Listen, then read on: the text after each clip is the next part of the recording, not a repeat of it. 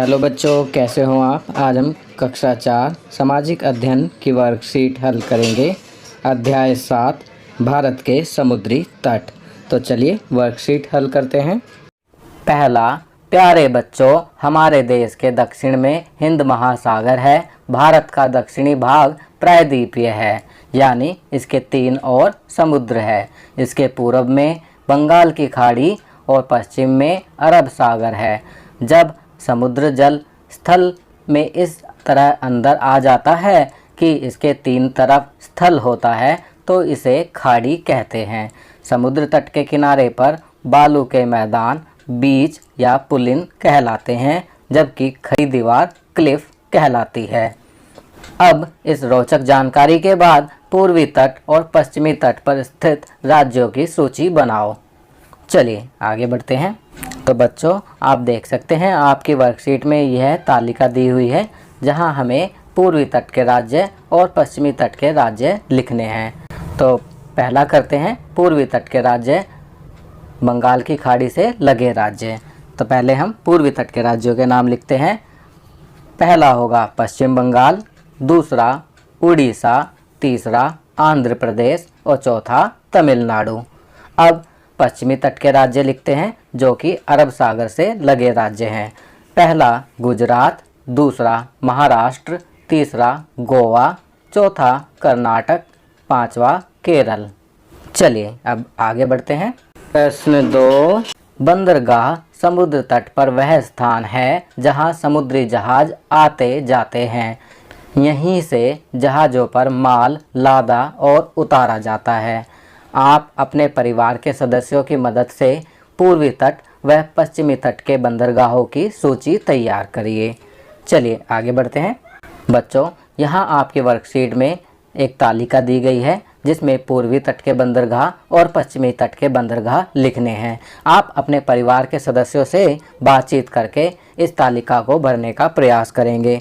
आपकी सुविधा के लिए पहले हम पूर्वी तट के बंदरगाह लिखते हैं। पहला तूतीकोरिन बंदरगाह, दूसरा चेन्नई बंदरगाह, तीसरा विशाखापट्टनम बंदरगाह, चौथा पारादीप बंदरगाह, पांचवा हल्दिया बंदरगाह। अब हम पश्चिमी तट के बंदरगाहों के नाम लिखेंगे। पहला कांडला बंदरगाह, दूसरा मुंबई बंदरगाह, तीसरा नावाशेवा बंदरगाह, चौथा मरमागांव बंदरगाह, पांचवा मंगलोर बंदरगाह।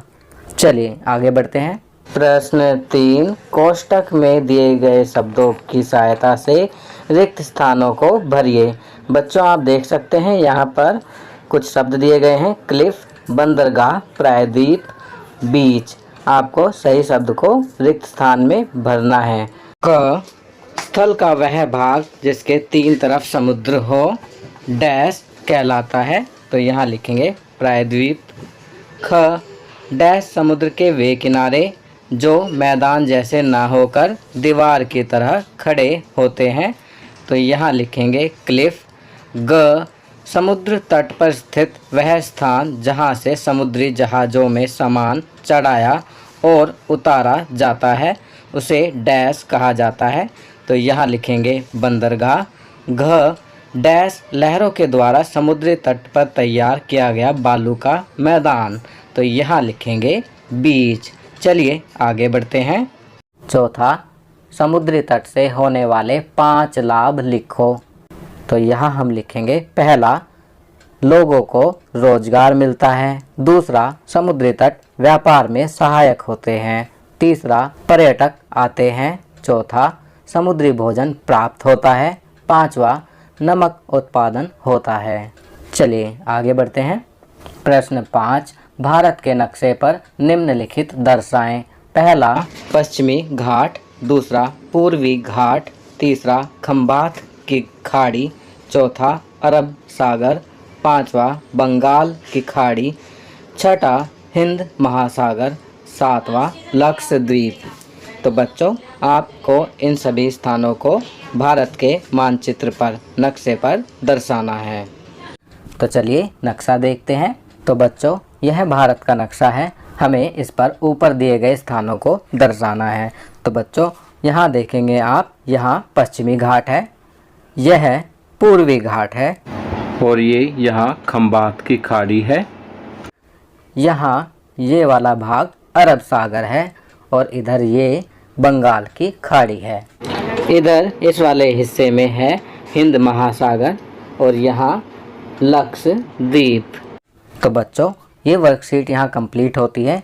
अगर यह वीडियो आपको अच्छी लगी तो इसे लाइक एंड शेयर ज़रूर करें। अन्य विषयों पर बने हमारे लेटेस्ट वीडियोज़ को देखने के लिए चैनल को सब्सक्राइब करना ना भूलें और देखते रहिए हमारा channel knowledge kingdom. Thank you.